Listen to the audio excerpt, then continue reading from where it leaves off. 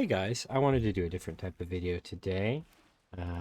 I went to a sealed RCQ, which is a regional championship qualifier if you haven't heard about that, for Magic the Gathering. It's kind of the entry level point of playing paper Magic, and so I wanted to kind of talk about the experience and what kind of decks I played and tell you all about it. So I was looking into this because I was like, you know what, it'd be kind of fun to try to do well competitively in Magic. I think it could be a lot of fun, and I really enjoy the game.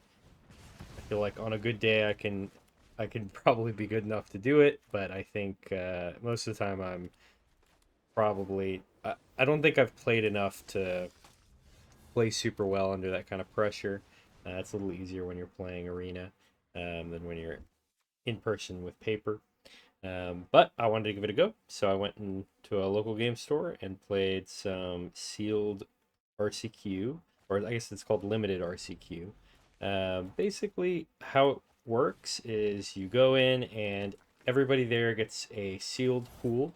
It's from just basically a pre-release for Lorwyn deck, and you get to build a deck out of that. And then the top 8 from the sealed pool gets to go and play in a draft, and the draft will basically play a tournament, single round elimination, and the person who gets first gets to go play at the regional championship, which is basically the first step. And then eventually, if you wanted to keep playing, you could go. If you did really well at that, you could go to the Pro Tour and then to the World Championship if you did really well at that. Just for reference, it took me way too much research to figure that out. But anyway, I just kind of wanted to go over the experience in the decks.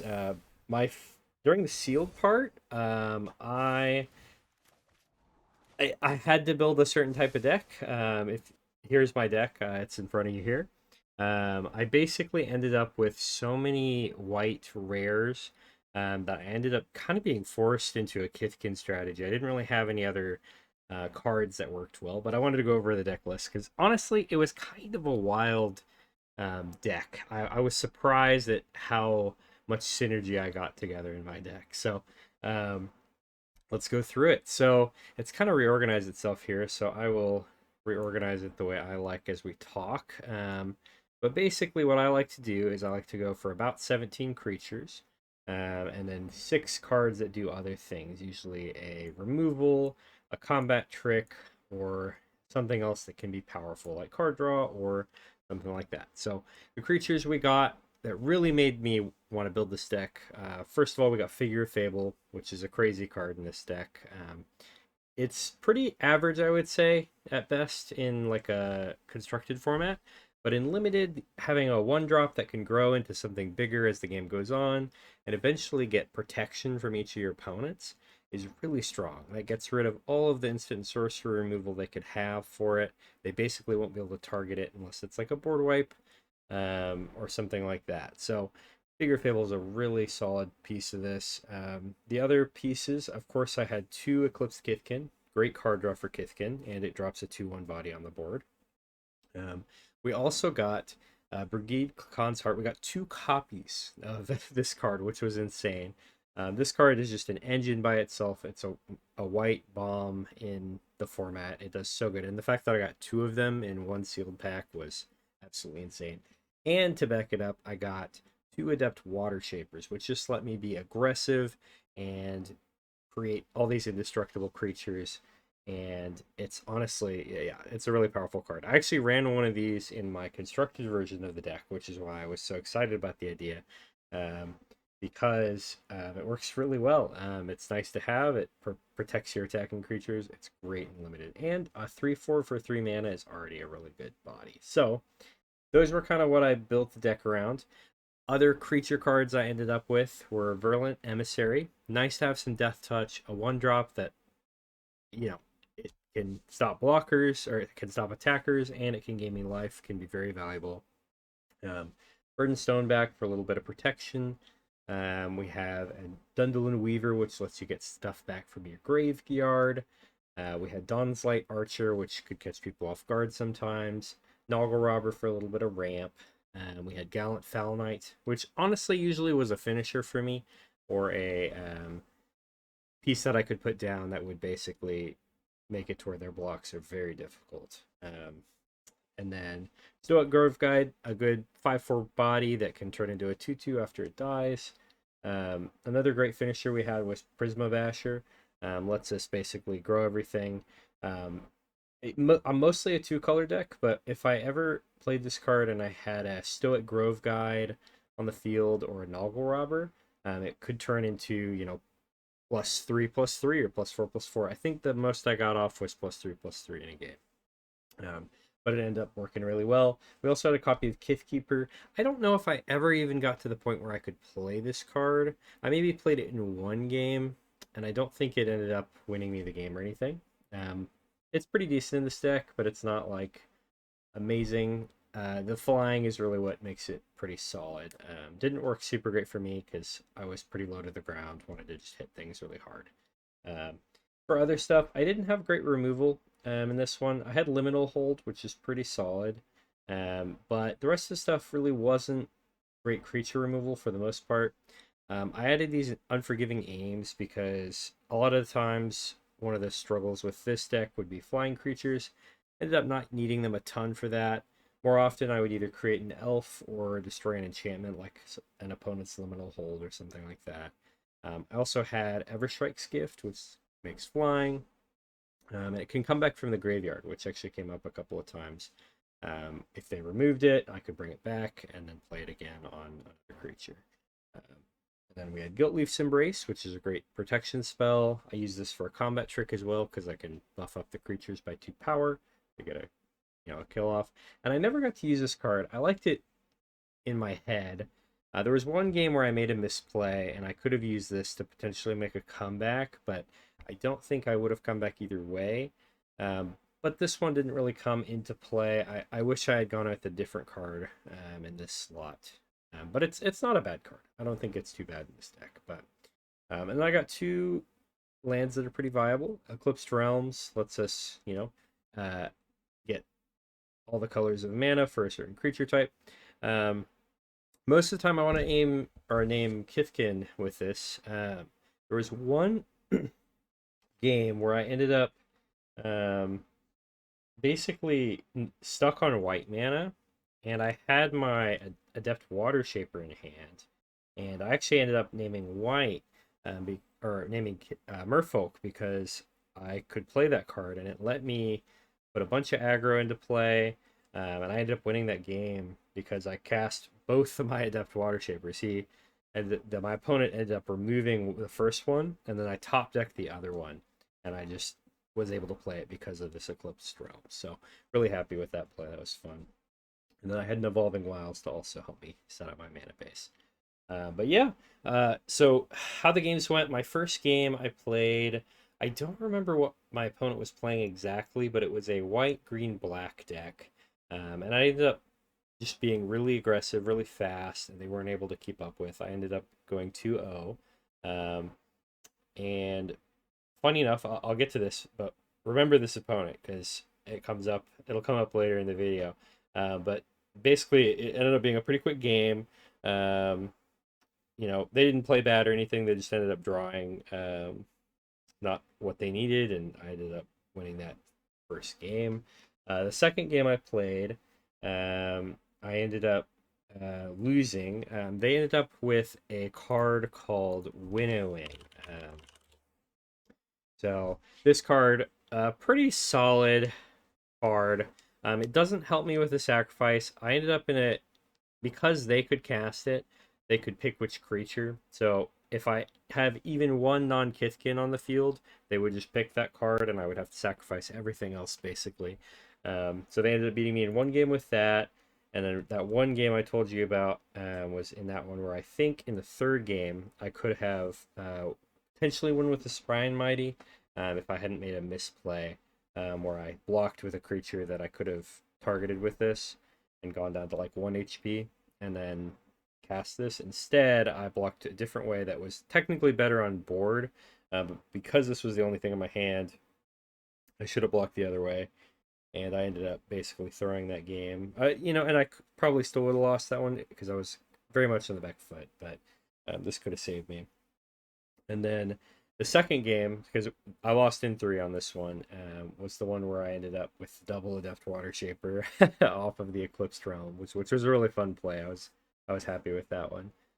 So I was 1-1 after the games, and basically how the math ended up is if you had won um, two games in the first round, the next two games you could have just drawed because you get 3 points.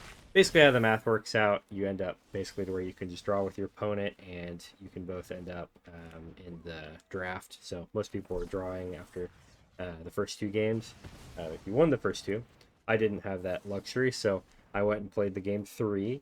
The third game I ended up playing was I ended up playing against this. It was a 5-color deck, which I thought was incredibly brave. They had some mana fixing, but not a ton. The way he described it was 5 mana slop. He said that he was like, I do nothing better than anybody. He was basically saying that like if I if the game goes on long enough, he will probably win. He had he had that elf kindred sorcery. What was that one called?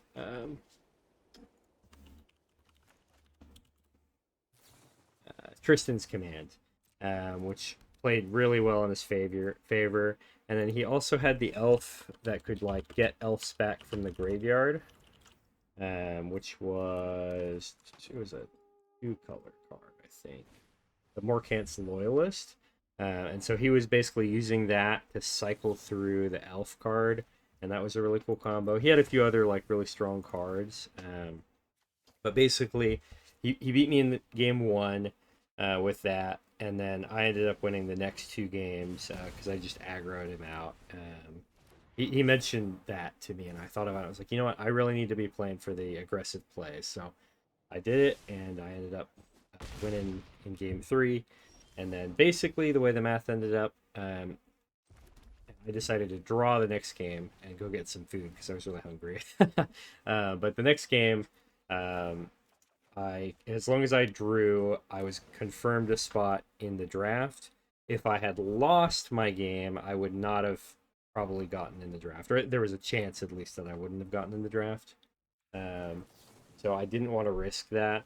There was actually one person with a 2-2 score that ended up getting not getting into the draft. So I think I made the right choice. Um, Either way, I would have ended up in the draft because my other stats in the tournament ended up a lot more. I was a lot ahead of most of the other players in the sealed uh, pool. So I basically ended up, yeah, I went and got some lunch. I decided to go to Jack in the Box. I don't have that very often, but I wanted some curly fries, so that was pretty good. I came back, and basically, what happened, what was crazy was there was one person, the person I played in round one that I beat, ended up the first seed, which for this tournament, basically, if you were the first seed, you get to go and pick where you sit at the table, and then based on your rank and your opponent, you get to pick if you play or draw first. So if you're first, you always get to go on the play first, which is awesome. And that was the person I played against. And the reason she got that position was because she was in the same position I was for game four, and she decided to go ahead and play it to see if she could get the win. And she ended up getting the win. And so she ended up being the first seed, which is awesome. So yeah, anyway, made it to the top eight. I think I was ranked 5. I think for my, I'm trying to think. I want to say for my, I think it was my first game. I was on. I didn't get to pick my second. I'll get to the next games anyway. I don't want to spoil anything. But yeah, so we play in draft, and I'll show you my draft deck real quick. I'll have to reorganize it.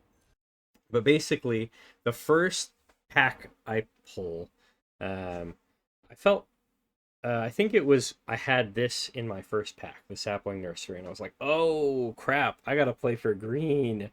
Because if I can make this Sapling Nursery work, I can just like, run away with the game. Sapling Nursery is insane. Crazy card in a limited format. Just the ability for all your lands to become tree folk is crazy. So I was like, I got to build a deck around that. The draft, as you can see, didn't quite work out that way. There were a few players going for green, unfortunately for me, which ended up basically meaning I had to splash a lot more than I wanted to. I basically ended up with, and I'm going to organize this a little bit so I don't mess anything up. I was thinking maybe of going for black because the removal was good. I was also thinking of going white because I ended up with a lot of different white creatures that worked for me. But I basically ended up in my last pack. I didn't have enough creatures. I knew I didn't. And I ended up spotting a Doran come. It wasn't in my opening pack, I don't believe. But I ended up, 3 colors is a lot to pull into, so somebody passed it to me. And I decided to take it because I already had a lot into white, and I had a few different black cards. So I was like, okay, I can splash black just for the one Doran to kind of finish off my creature curve. It's a crazy creature. The ability to be attacking as a 5/10 is nuts. It makes my Great Forest Guide into a 4/8 when it's swinging, which is crazy. There's not really a ton of other cards that really work super well with it. A few that get like a +1/+, or +1/+1 buff. But it's nothing insane for the rest of my deck. But I needed enough creatures. And basically, this is the deck I ended up building. The main cards, of course, Sapling Nursery. Really good with just the format. The main thing is you want to have forests, so I have as many as I could, 10. I kind of had to have enough plains, unfortunately, to get the rest of my cards. I have Doran, Besieged by Time, great 4-drop, 5/10 on attacks, really hard to attack into as well. And then the rest of it kind of just came together on that. I was trying to get as much mana fixing as I could, so I got Great Forest Guide. I also ended up with what's it called? Shimmerwild's Growth, which helped out a lot. One of the cards that I didn't play in my first deck, and I had one. I'm gonna make this full screen now. I had one of these in my sealed deck, but I saw so many in the draft pool, and I was like, you know what, this card performed really well against me. I'm going to run these, are the Wary Farmers. They're very good, and I had 3 of them. They ended up being very, very clutch for me. But yeah, we'll go through the rest of the deck. So I had 2 Gold Meadow Nomads, a 1/2 that can become a 1/1 after it dies. Pretty solid. Virulent Emissary. I've talked about this one already. Death Touch gains life. It's already really solid. We have the Great Forest Druid for ramp and mana fixing, because it can add mana of any color. We had a Meander's Guide, kind of just a creature filler. I don't have a ton of other merfolk that can affect this. I never got to play its ability. It was basically just a 3-mana 3/2. Chomping Changeling for some artifact enchantment removal. We had Crossroads Watcher. Kind of came into play a couple times, being able to buff itself. Pretty solid. Prideful Feastling is a 2/3 lifelinker. Another card that I saw somebody else play, and I was like, you know what? That card is more solid than I thought it was. Because I think I had one of these in my sealed pool as well, and I didn't play it. But I think I should have. Anyway, Eclipsed Elf. Mostly just looking for mana. I don't think I have any other elves in the deck except for Virulent Emissary. Oh, and I have a Stoic Grove Guide. But really, it's just looking for mana for the most part. We also have Wary Farmer, as I mentioned. We have 1 Shore Lurker, a 3/3 for 4 that has flying, is pretty solid. Also gives Surveil 1, not bad at all. We have Doran. We have a Pummeler for Hire, another card I saw a lot of in the other games, and the ability to gain 4 life. It's got some protection with Ward, Vigilance, and Reach, importantly for me. I figured was a good thing. We also have Stoic Grove Guide. We've talked about this one before. The main reason I went to white, though, was actually for my removal suite. We have some decent creatures here, but really I had Liminal Hold, which is a great removal spell for anything. We have Spiral into Solitude, great creature removal. You can exile eventually as well, which is really good. And then Winnowing is just a blowout. It kind of goes crazy. and we'll talk about how all these did here shortly. I also had one Gilt Leaf's Embrace for some protection, some extra damage if I need it, and then we talked about already the mana fixing here. So kind of wish I had looked more for Evolving Wilds at the beginning. I probably could have grabbed one or two. And yeah, anyway, not a bad deck. I'm pretty happy with my deck building. I wish I hadn't had so many people in my pod going for green, but it is what it is. I took a little bit of a risky plan with this, and for the most part, it worked out pretty well. So in game one, I ended up against a guy who was playing blue-red. It looked like an elementals deck. He had the Ashling elemental that can flip to tap for extra mana. A few other things. He ended up having a really poor time in the games. He just never could draw what he needed. And I was playing pretty aggressive. I think I ended up with Sapling Nursery in one of the games. Did pretty well. I think in the first game, I didn't play it because I didn't want him to know about it because I was already far enough ahead to where it didn't matter. Game two, I ended up dropping it and just ended up finishing him with it basically. Um, really quick game one, and I felt bad. The guy was a little bit upset about it, but and I get it because it's a competitive format, but you know it's still not as fun if your opponent's like super upset about it. But either way, got a win in two, which was pretty fun. This my second opponent in the round two, the quote unquote semifinals. I played a guy who basically was running a Kithkin deck like I had from the first game, and he was a fun guy. I enjoyed playing against him. He was enjoying himself. He had his buddy sitting next to him that was playing on his phone, and they were joking, cracking some jokes, and having some fun with it. Even though I was honestly the second game was my most dominant showing. So first of all, both games I started with turn one Virulent Emissary, which let me just gain so much life against his aggro deck, and it was quite a beatdown. I ended up with that. I think both games I ended up with Sapling Nursery on the field at some point, and then one of the games I ended up with Doran on the field as well. And I basically just ended up taking off with the games. One of them was kind of close. He ended up aggroing me down pretty low. I think I got down to 3 HP on one of them.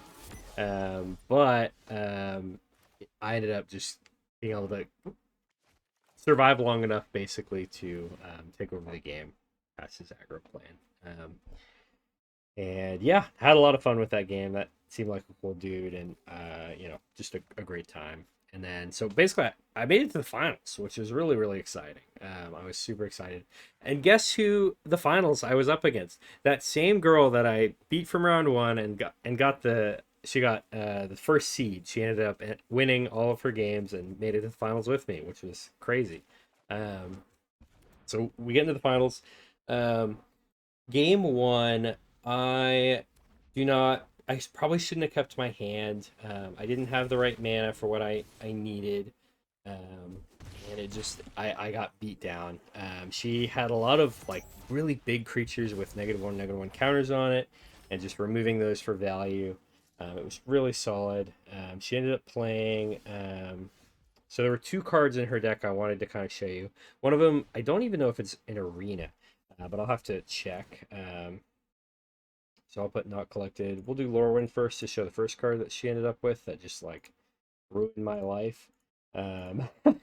This card was absolutely insane. So she ended up pulling Soul Immolation, which with all of her big toughness creatures could just wipe my entire board and burn me for like 7 damage. Both times she cast it.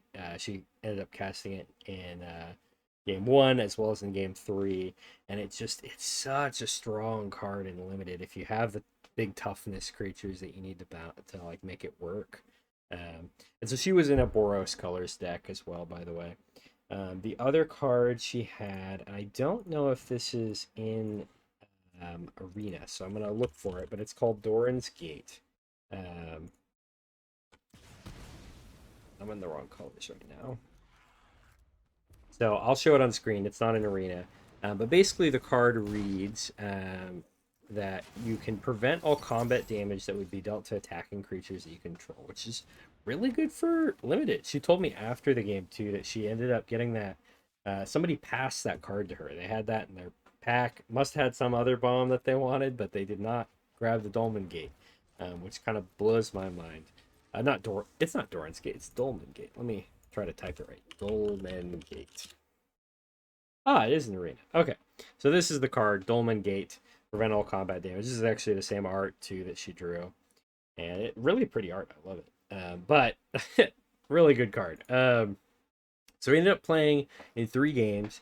First game I got beat down. Didn't have the mana I needed. Didn't have the cards I needed. Just didn't work out for me. Game 2 we ended up going really good running. I ended up drawing my winnowing, and I managed to blow her out with it because she played a card. Like, a bunch of her cards accidentally matched creature types. She had a bunch of clerics. She had a bunch of like tree folk giants that just matched things, and she ended up playing one card that didn't match with the rest of her creature types. I was like, thank God. And I ended up wiping her board. I had my shapeshifter on the field, Prideful Feastling, so I just selected that, and I didn't lose anything, and so I ended up winning off of that. And then game 3 came around. I thought I kept a good hand, but she just had a beast of a hand. Ended up playing that board wipe that I showed you guys earlier, the red board wipe, and just dominated me in game 3. Yeah, so she won. I got second place, which was honest. I had mixed feelings about it because, like, my competitiveness, I was like, I really wanted to win, but I didn't end up winning, and that's okay. I got second place, which is really cool for my first RCQ. I never thought I would get second. I was going for the experience for the most part and to figure out kind of what's going on. I didn't even know which regional championship I was trying to qualify for, which I learned from some of the players I got to talk to, which, great people at that shop. I had a lot of fun. But yeah, so ended up having a blast. It was a lot of fun. I'm probably going to keep playing these in the future, see if I can try my luck and go play in a regional championship. Hopefully standard, because I don't know any of the other constructed formats well. Another weird thing, I don't know why they have other formats qualify for other formats. I guess it's just how it ends up for the regional championships, but it is what it is. And yeah, so I had a lot of fun, really happy with how I performed. Sad I didn't quite get first place, but maybe next time we'll give it a shot. So yeah, let me know what you guys think. I've never done a video like this where I just kind of ramble and talk about it. I might put some gameplay over this in the in-between parts where I'm not talking about the deck specifically. But anyway, I hope you guys have a great day, and let me know what you think. Peace.